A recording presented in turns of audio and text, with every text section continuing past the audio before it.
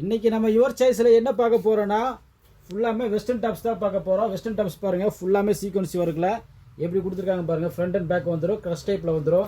இதில் பார்த்தீங்கன்னா இன்றைக்கி நம்ம பார்க்க போகிறது எல்லாமே 260 490 தான். இதில் எக்கச்சக்க கலெக்ஷன்ஸ் இருக்குது.